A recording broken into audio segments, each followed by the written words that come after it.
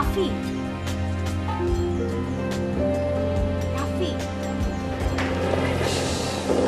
সে কি মনুতা, তুমি এত ভোরে? কি কোনো সমস্যা? হ্যাঁ, ভীষণ সমস্যা।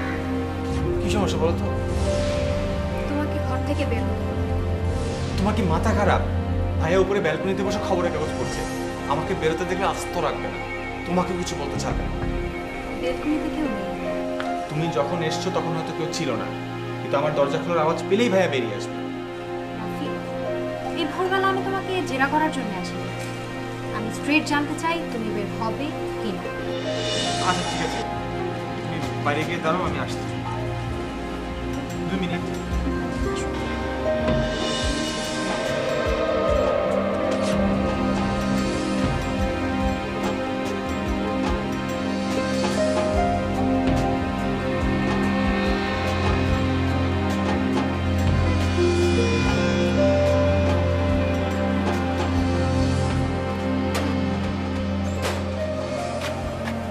মাঝে মধ্যে এমন সব কাণ্ড কারখানা করো না, বলো তো সমস্যাটা কি? তোমাকে আমার সাথে এক জায়গায় যেতে হবে। কোথায়? সেখানে গেলেই বুঝতে পারবে। তবে তার আগে আমার একটা প্রশ্নের স্পষ্ট উত্তর জানা প্রয়োজন। কি প্রশ্ন? তুমি তুমি কি আমাকে মন থেকে ভালোবাসো? হঠাৎ এই প্রশ্ন? হঠাৎ নয়, এমন প্রশ্ন তুমি আমাকে বহুবার করেছো। আমার যতদূর মনে পড়ে আমি তোমাকে স্পষ্ট উত্তর দিয়েছি। এখন আমার জানা প্রয়োজন। আশা করি উত্তরটা স্পষ্ট পাবো। কি হয়েছে?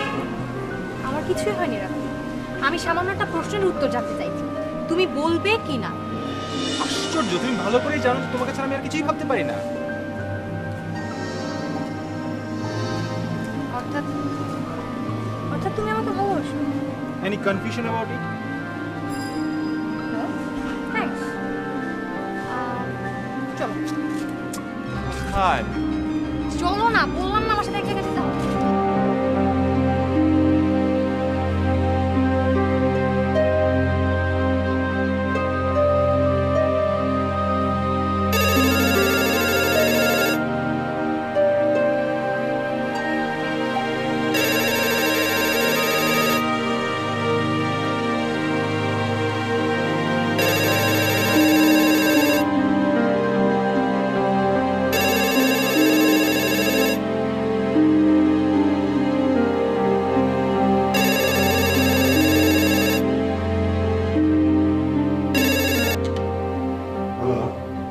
এটা কি রাফিদের বাসা? হ্যাঁ, কে বলছেন? আগে বলুন, আপনি কে বলছেন? আমি রাফির বড় ভাই শফিকুর রহমান। আপনার ছোট ভাইয়ের কাছে আমার মেয়ে গেছে, দয়া করে ওকে এক্ষুনি বাসায় চলে আসতে বলেন। কে আপনি?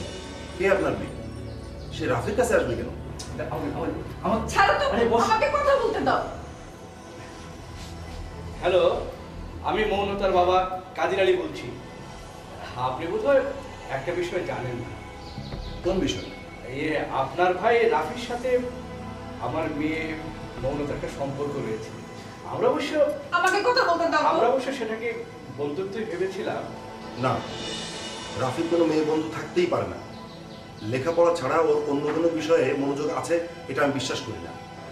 আহা, আগে আমাকে কথাটা শেষ করতে দিন। সিলেট থেকে আজ মৌনতাকে দেখার জন্য বরপক্ষ আসবে। কাল রাতে সে কথাটাকে জানাতেই মৌনতা আমাদের মুখের উপর এমন কিছু বলল যাতে আমরা বুঝে নিলাম যে ও রাফিকে ও লাইফ পার্টনার বাড়াবার কথা ভাবছে। এত কথা বলার দরকার কি? ওদেরকে বলো মেয়েটাকে এখনই পাঠিয়ে দিতে। দেখুন, আমি এই বিষয় নিয়ে আপনার সঙ্গে একটি কথাও বলতে পারবো না। ওকে, তাহলে আমাদের মেয়েটাকে বলুন ও যেন এক্ষুনি রাফির কাছ থেকে বিদায় নিয়ে আমাদের বাসায় চলে আসে। ইম্পসিবল। রাফির কাছে আপনার মেয়ে আসার সাহস দেখাতেই পারে না। লোক, আপনি বাসায় ভালো করে খোঁজ নিয়ে তারপর বলুন। নো, আমার কিছুই খোঁজ করার দরকার নেই।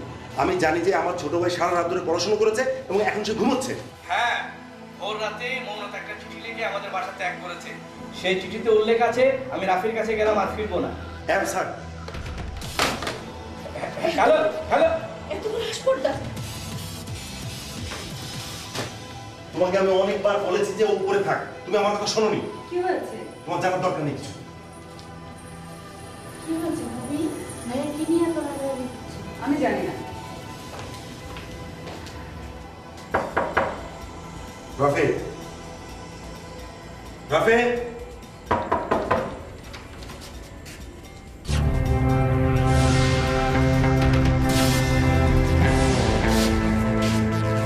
দেওয়া, রাফি কোথায়?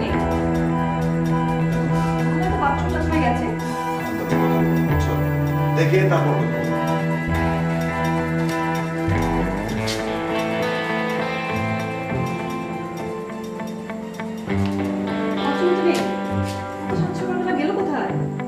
তুমি ওকে বলবে ঠিক আছে?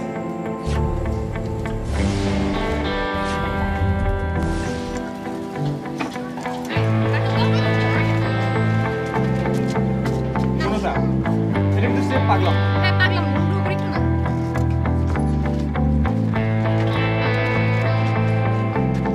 ও মিয়া ভাই, আরে ভাড়াটা দিয়ে যান। অফিস টাইম শুরু হয়ে আমার ঘোরা দেওয়ার কাম নাই। আমার কাছে তো কোনো টাকা পয়সা নেই। আমার কাছে আছে? আমি টাকা নিতে গিয়ে ধরা পড়লে কি তোমার কাছে আসতে পারতাম? আরে মিয়া ভাই, ও মিয়া ভাই শোনেন, এই আপনারা যেমন আমার বোনির কাস্টমার, এই কাজী সাহেবেরও তেমনি। এই টাকা পয়সা ছাড়া কোনো কামে লাগবো না। টাকাটা দেন চলে যায়। এত বেশি কথা বলো কেন তুমি, হ্যাঁ? আমাকে চেনো? আপনারা চিনে আমার কাম কি? টাকা দেন চলে যায়। তুমি চুপচাপ এখানে দাঁড়িয়ে থাকবে। আমাদের যতক্ষণ কাজ না শেষ হয় ততক্ষণ থাকবে, তারপর তুমি ভাড়া পাবে। মানুষের ভালো পরামর্শ দিতে নেই।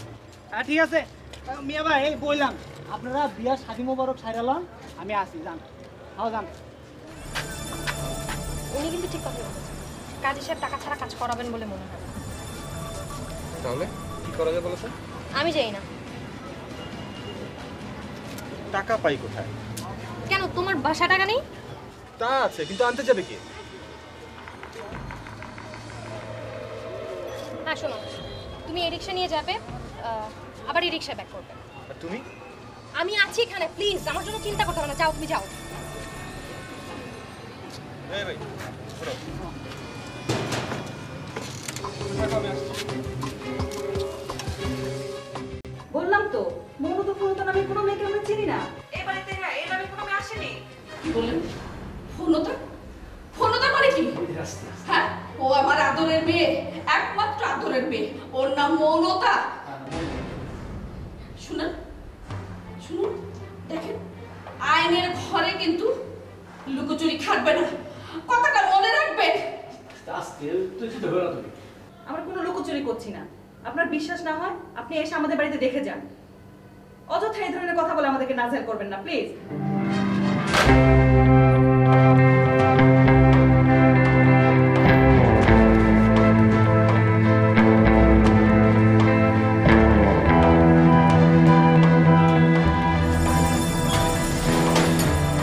রাফি, কোথায় গিয়েছিলে? মর্নিং ওয়াকে গেছি। তুমি কি রোজই মর্নিং ওয়াক করো? না, আজ থেকে শুরু করলাম। ওকে।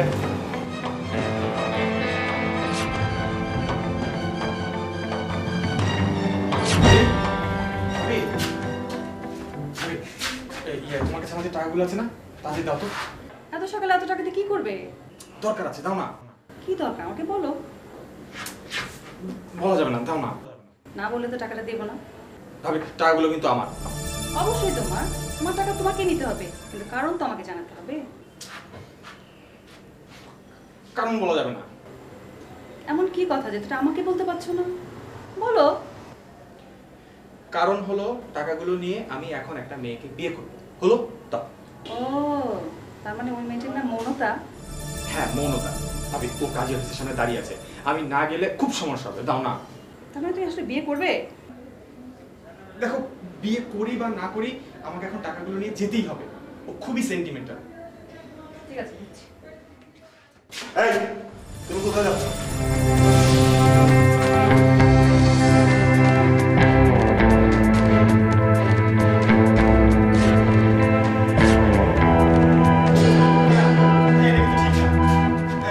প্লিজ আমাকে যেতে দাও। হ্যাঁ, মনে তোমার জন্য ওয়েট করছে। হ্যাঁ প্লিজ ভাইয়া, হ্যাঁ তুমি, এটা কিন্তু টু মাচ। ভাবি, তুমি আগে কিছু বলো, তাহলে আমি কিন্তু কিছু একটা করে ফেলবো। আমি কিন্তু সব থেকে চলে যাবো ভাইয়া। ওকে যেতে দাও প্লিজ। প্লিজ, ওকে যেতে দাও প্লিজ। ছেলে, ওর সাথে এরকম করে ঠিক না, লোকে খারাপ বলবে। জাস্ট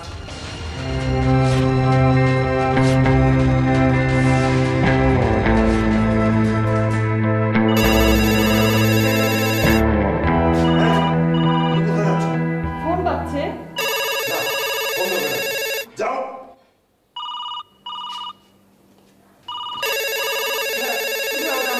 হ্যাঁ মনতা ফোন করেছে, ও আমার জন্য ওয়েট করছে, আমি না গেলে কিছু পাওয়া যাবে না। ভাইয়া প্লিজ ভাইয়া আমাকে একটু ফোনটা ধরতে দাও। ভাইয়া কখন থেকে ফোন বাজছে? Just go.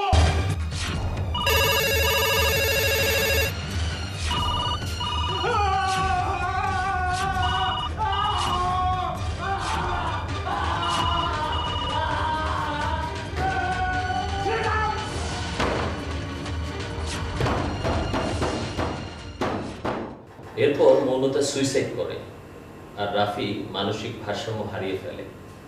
টেলিফোনের শব্দ পেলেই রিসিভার উঠিয়ে মৌনতার সঙ্গে কথা বলে, তাই না? এক্স্যাক্টলি। আমরা তো আপনাকে বাকিটা বললাম, কি করে বুঝলেন? সাইকিয়াট্রিস্টকে কোনো প্রশ্ন করবেন না। জি ডক্টর, আপনি বলুন। আচ্ছা, মৌনতা সুইসাইড করলো কিভাবে? আমরা ওই দিন বিকেলে খবর পেলাম মেয়েটা রেল লাইনে আত্মহত্যা করছে। আচ্ছা, মৌনতার মৃত্যুর কথা রাফি কতদিন পরে জানতে পেরেছে?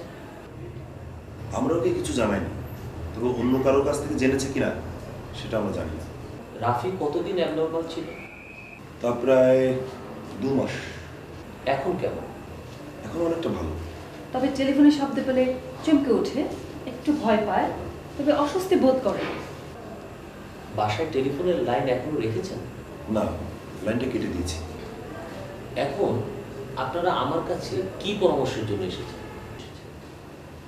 অনেকে বলা বলি করছে যে ওকে বিয়ে দিয়ে দিলেই সুস্থ হবে, তা আসলে আমরা সাহস পাচ্ছি না, তাই এই ব্যাপারে আপনার পরামর্শ চাচ্ছি। হ্যাঁ, বিয়ে করাতে পারে, তবে বাসার টেলিফোনের লাইনটা আবার সংযোগ দিয়ে নিন। টেলিফোনের শব্দ ওকে স্বাভাবিক হতে সাহায্য করবে। আচ্ছা ডক্টর, মেয়ে নির্বাচনের ক্ষেত্রে আমরা কেমন মেয়ে প্রেফার করব? মেয়ে নির্বাচনের ক্ষেত্রে মৌনতার মতো সেন্টিমেন্টাল মেয়ে আপনারা প্রেফার করবেন। ওই নতুন বউয়ের কাছে কি আমরা মমতার ব্যাপারটা গোপন করব? অবশ্যই, যদি কোনোভাবে জেনেও যায়, আপনাদের চেষ্টা থাকবে বিষয়টাকে মিথ্যা প্রমাণ করা। থ্যাংক ইউ ডক্টর, আমরা তাহলে উঠি আজকে। ওকে, থ্যাংক ইউ।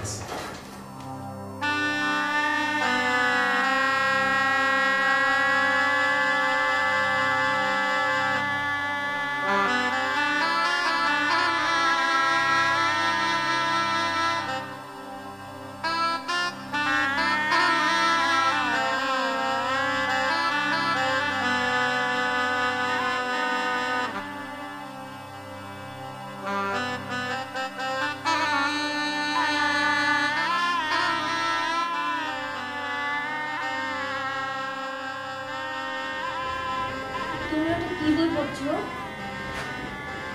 কবিতার বই। বইটার নাম কি? ধবল মেঘের বুড়ি। সরোজদেবের ধবল মেঘের দিনগুলো। তুমি পড়েছো বইটি? 17 বার পড়েছি। বলো কি? তাহলে তো এই বইয়ের সবগুলো কবিতা তোমার মুখস্থ হবার কথা। সবগুলোই আমার মুখস্থ। তাই নাকি? তাহলে একটা আবৃত্তি করো তো। শুনো, ওই বইয়ের লাস্ট বাট ওয়ান কবিতাটি পড়ছি, নাম সময়। এখন রাত্রি ক্রমশ গভীরতার দিকে, কটা বাজে উত্তর দেয় না কেউ। বিরাজিত শুধু রাত্রির স্তব্ধতা। হাত ঘড়ির দিকে তাকাতে গিয়ে মিনমিনে টর্চটা জ্বালে, চোখে পড়ে ঘড়িটা বন্ধ। ঘড়িটা বন্ধ, অতএব তাড়া নেই।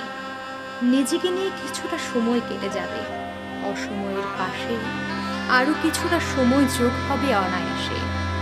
আর কিছু সাদা আলো খেলা করে রক্ত কণিকায়, সযত্নে যুবতী তাকে সঞ্চিত করে নাভের উপর।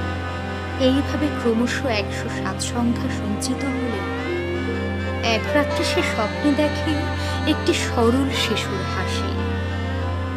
যুবতীর ঘুম ভেঙে যায়, ঘুম চোখে দরজা খুলে বেরিয়ে আসে ধূসর পৃথিবীর ঘাসে এবং বাহু মেলে চোখ বন্ধ করে।